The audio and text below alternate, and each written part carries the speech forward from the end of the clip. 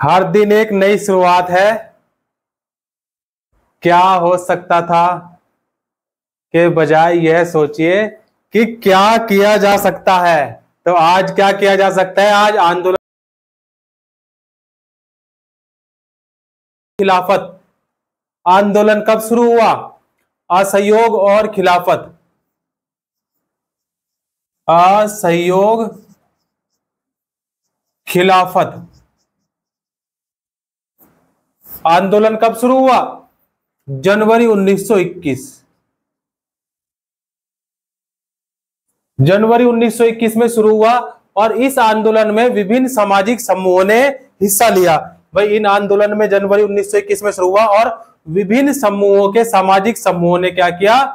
हिस्सा लिया। लेकिन हरेक की अपनी अपनी आकांक्षाएं थी। सभी ने स्वराज के आह्वान को स्वीकार तो किया, लेकिन उनके लिए उनके अर्थ अलग अलग थे। भाई स्वीकार तो क्या, लेकिन अर्थ की अगर हम बात करेंगे तो अर्थ क्या थे? अलग अलग थे। अच्छा, शहरों में आंदोलन कैसे था?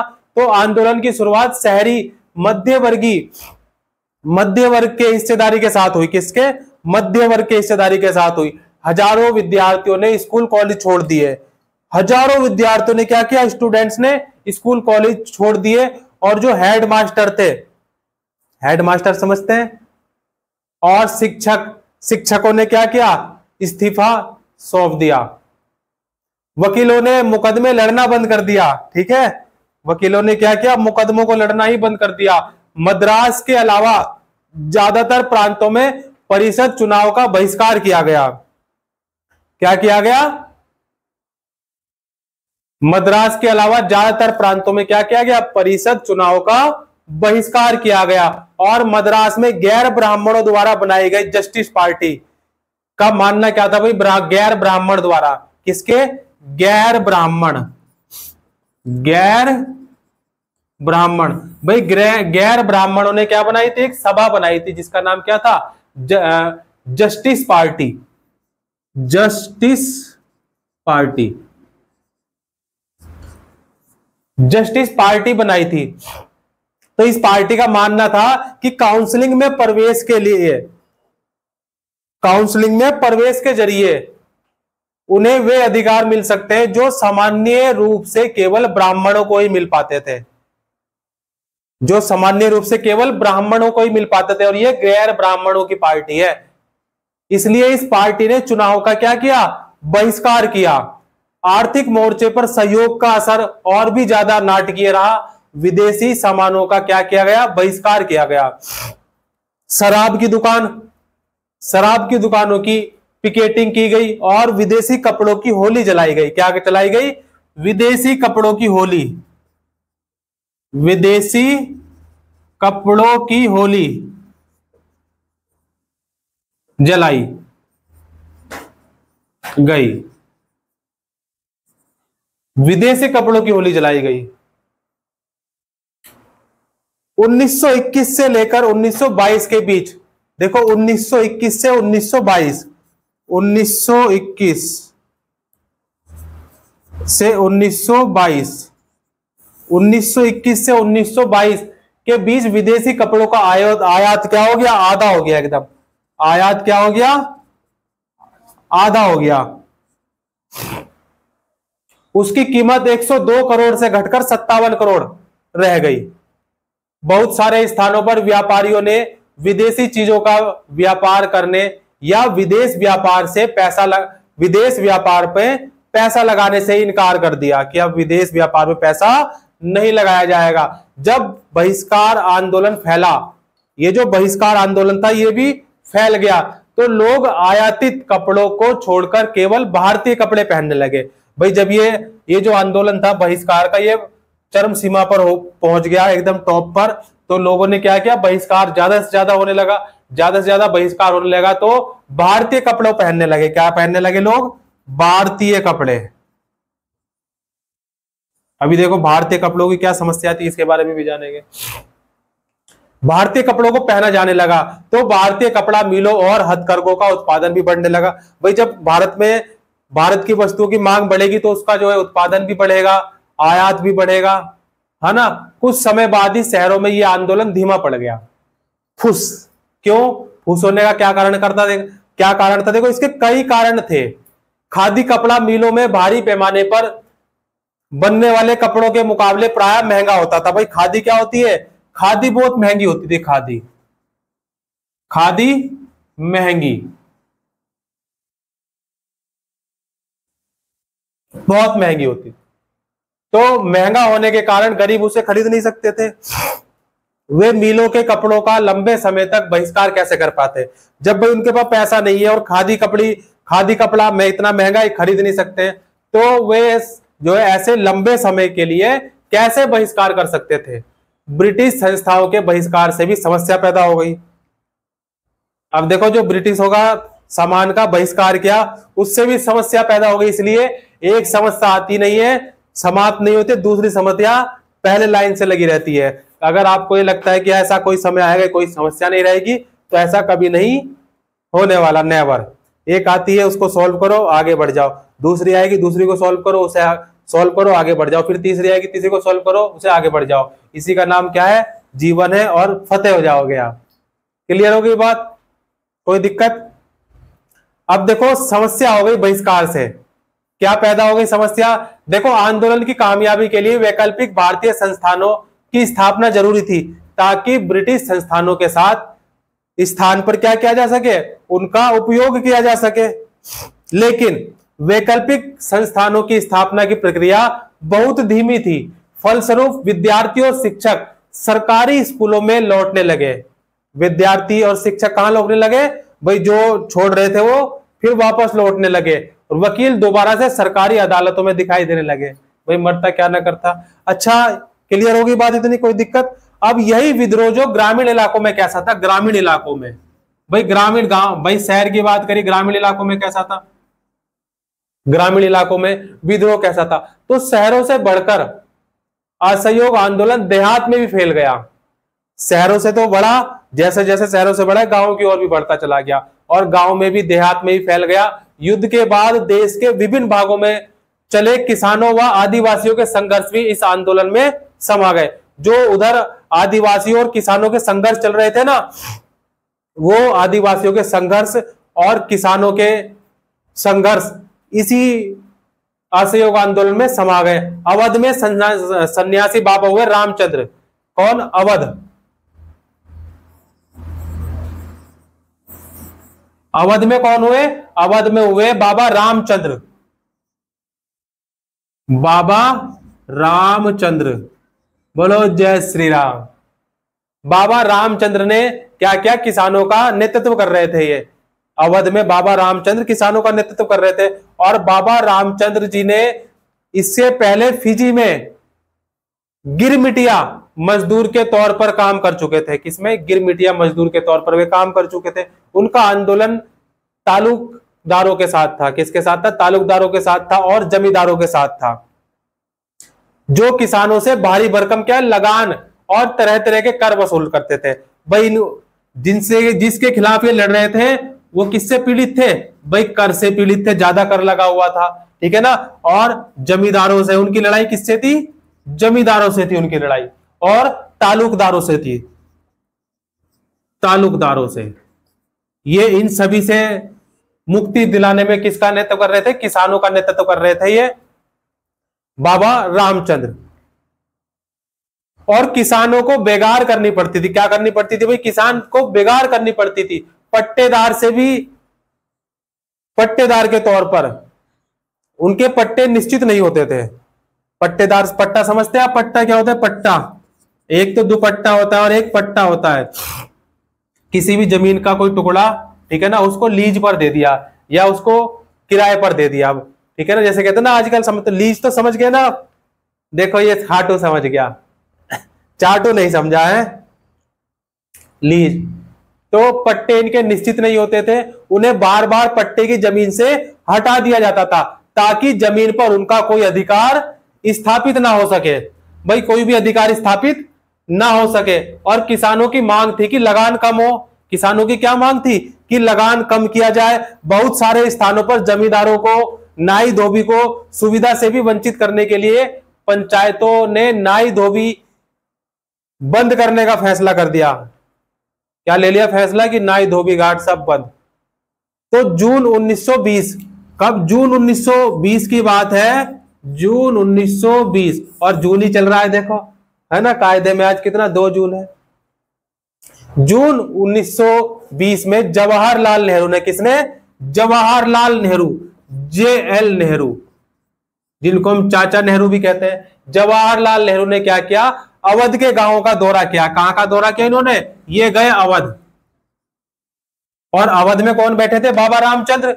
ये किसानों के साथ, किसानों का नेतृत्व कर रहे थे, जो कि जिनकी लड़ाई किसके साथ थी? जो कर टैक्स बढ़ गया था, जमींदारों के साथ थी, तालुकदारों के साथ थी। तो जून 1920 में जवाहरलाल नेहरू पहुंचते हैं कहां पर? अवध, और गांव वालों से बातचीत की और उनकी व्यवस्था को समझने का प्रयास किया। अक्टूबर तक जवाहरलाल नेहरू, बाबा रामचंद्र तथा कुछ अन्य सदस्यों के लोगों ने क्या किया? नेतृत्व में एक किसान सभा का गठन हुआ। किसका गठन हुआ भाई? इन सबका क्या कंक्लूजन निकला? एक बनी किसान सभा। किसान सभा, क्योंकि समस्या भी किसानों के साथ ही थी, तो एक किसान सभा का क्या किया गया? गठन किया गया, किसान सभा का। महीने भर में इस पूरे इलाके के गांव में संगठन की 300 से ज्यादा शाखाएं बन चुकी थी, 300 से ज्यादा शाखाएं बन चुकी थी। और अगले साल जब असहयोग आंदोलन शुरू हुआ तो कांग्रेस ने अवध के किसान संघर्ष को इस आंदोलन में शामिल करने का प्रयास किया। भाई जब असहयोग आंदोलन शुरू हुआ तो इसी किसान आंदोलन को जो है, इस संघर्ष को भी उस आंदोलन में, असहयोग आंदोलन में क्या किया? शामिल करने का प्रयास किया गया। किसानों के आंदोलन में इस स्वरूप, ऐसे स्वरूप विकसित हो चुके थे जिनसे कांग्रेस का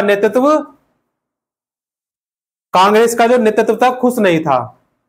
अच्छा, 1920 में जब आंदोलन फैल गया, कब? 1921, माफ करिएगा, कब? 1921। भाई 1921 में क्या हुआ? 1921 में आंदोलन फैल गया। जो ये आंदोलन था, आंदोलन फैल गया, एकदम फैल गया। तालुकदारों और व्यापारियों के मकानों पर हमले होने लगे। अब जो ये तालुकार थे, ठीक है ना, मालिक थे, व्यापारी थे, इन पर क्या होने गए? इनके मकानों पर हमले होने लगे। बाजारों में लूटपाट होने लगी। बाजारों में क्या होने लगी? लूटपाट होने लगी। और अनाज के गोदामों पर कब्जा किया जाने लगा। भाई जितने भी अनाज के गोदाम थे सब पर कब्जा कर लिया। बहुत सारे स्थानों पर स्थानीय नेता किसानों को समझा रहे थे कि गांधी जी ने ऐलान कर दिया है कि अब कोई लगान नहीं भरेगा और जमीन गरीबों में बांट दी जाएगी। बोलो शिव शंभू करोति सब संभव। समझ पाए बात को? भाई आदिवासियों ने, किसानों ने क्या किया? महात्मा गांधी जी ने क्या संदेश दिया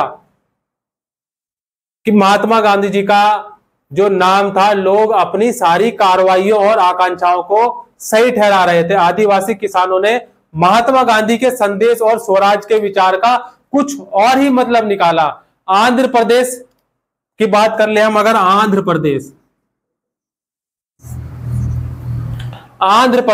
प्रदेश में गुंडेम की पहाड़ी है। क्या है? गुंडेम की पहाड़ी है, गुंडे की पहाड़ी है। पहाड़ी में देखो क्या हुआ? 1920 के दशक में शुरुआती में एक उग्र गुरिल्ला आंदोलन। कब? 1920, यहां लिख दूं 1920 में क्या हुआ? एक गुरिल्ला आंदोलन। गुरिल्ला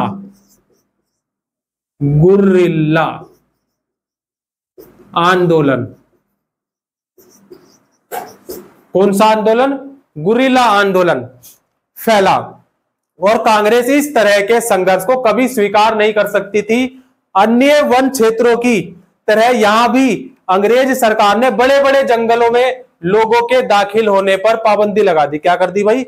दाखिल होने पर लोगों के पाबंदी लगा दी। लोग इन जंगलों में ना तो मवेशी को चरा सकते थे, ना ही तो वे अपने मवेशियों को चरा सकते थे, और ना ही वे जलाने के लिए लकड़ी और फल बीन सकते थे। ना तो वे खाने के लिए फल इकट्ठा कर सकते थे और ना ही लकड़ी इकट्ठा कर सकते। इससे पहाड़ों के लोग बड़े परेशान और गुस्सा थे। इस बात से पहाड़ों के लोग और भी परेशान थे और गुस्सा थे। ना केवल उनकी रोटी रोजी पर असर पड़ रहा था, बल्कि उन्हें लगता था क्या कि उनके परंपरागत अधिकार भी छीन लिए जा रहे हैं। जो उनके परंपरागत अधिकार है वे भी क्या है, छीन लिए जा रहे हैं। जब सरकार ने उन्हें सैकड़ों सड़कों के निर्माण के लिए बेकार करने पर मजबूर किया। भाई सड़कों का निर्माण किया सरकार ने, क्या किया, सरकार ने सड़कें बनाई। सरकार ने क्या किया, सड़कें बनाई। अब सड़कें बनाने के लिए क्या चाहिए, मैन पावर चाहिए, मजदूर चाहिए। तो उनको बेकार करने के लिए मजबूर किया गया। लोगों ने बगावत कर दी। जब कोई काम जबरदस्ती करोगे तो लोग क्या करेंगे, बगावत कर देंगे। उनका दावा था कि उनके पास बहुत सारी विशेष शक्तियां हैं, वह सटीक खगोलीय अनुमान लगा सकते हैं, लोगों को स्वस्थ कर सकते हैं तथा गोलियां भी उन्हें नहीं मार सकती। ठीक है। उनका नेतृत्व करने वाले थे अल्लूरी सीताराम राजू, एक दिलचस्प व्यक्ति थे जिनके बारे में मैंने अभी बताया। कौन, अल्लूरी, लिख देता हूं मैं, अल्लूरी सीताराम, अल्लूरी सीताराम राजू। ओए राजू प्यार ना करियो। ये देखो एक बहुत ही दिलचस्प मजेदार व्यक्ति थे। इनका क्या दावा था, सीताराम राजू जी का क्या दावा था कि उनके पास बहुत सारी विशेष शक्तियां हैं और यह सटीक खगोलीय अनुमान लगा सकते हैं, लोगों को स्वस्थ कर सकते हैं तथा गोलियों का इन पर कोई भी असर नहीं होता है। गोली मार दोगे तो कोई असर नहीं होगा। राजू के व्यक्तित्व से चमत्कृत विद्रोहियों को विश्वास था कि वह ईश्वर का अवतार है। यह कौन है, ईश्वर का अवतार, ईश्वर अवतार, ईश्वर का क्या है, अवतार है। और ये राजू महात्मा गांधी जी की महानता के गुण गाते थे, महात्मा गांधी जी की महानता के गुण गाते थे। उनका कहना था कि वह असहयोग आंदोलन से प्रेरित है। जो ये असहयोग आंदोलन गांधी जी कर रहे हैं उससे क्या है, प्रेरित है। उन्होंने लोगों को खादी पहनने तथा शराब छोड़ने के लिए प्रेरित किया है। साथ ही उन्होंने यह दावा भी किया कि भारत अहिंसा के बल पर नहीं बल्कि केवल बल प्रयोग के जरिए ही आजाद हो सकता है। और गुंडेम विद्रोहियों ने पुलिस थाने पर हमला किए, ब्रिटिश अधिकारियों को मारने की कोशिश की और स्वराज प्राप्ति के लिए गुरीला युद्ध चलाते रहे। क्या चलाते रहे, गुरीला युद्ध। कौन सा युद्ध चलाते रहे, गुरीला युद्ध चलाते रहे। और 1924 में राजू जी को फांसी दे दी गई। इनको क्या किया गया, 1924 में इनको हो गई फांसी, फांसी दे दी गई। और राजू अपने लोगों के बीच लोक नायक बन चुके थे। अब बागानों में कैसे स्वराज हुआ, बागान जानते किसे कहते हैं, बागान, बागान, बागान। देखो महात्मा गांधी जी के विचारों और स्वराजों की अवधारणा के बारे में मजदूरों की अपनी समझ थी। असम के बागानी मजदूरों के लिए, जो असम के बागानी मजदूर थे, उनके लिए आजादी का मतलब यह था कि वे उन चार दीवारियों से जब चाहे आ सकते थे, आ सकते हैं। उन्होंने उनको बंद करके रखा गया था, उनको क्या है, बंद करके रखा गया था। उनके लिए आजादी का मतलब था कि वे अपने गांव से संपर्क रख पाए। क्या रख पाए, अपने गांव से संपर्क रख पाए। और 1859 में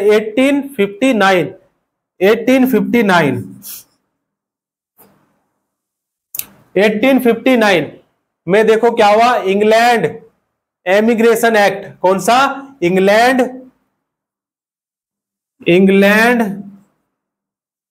एमिग्रेशन एक्ट।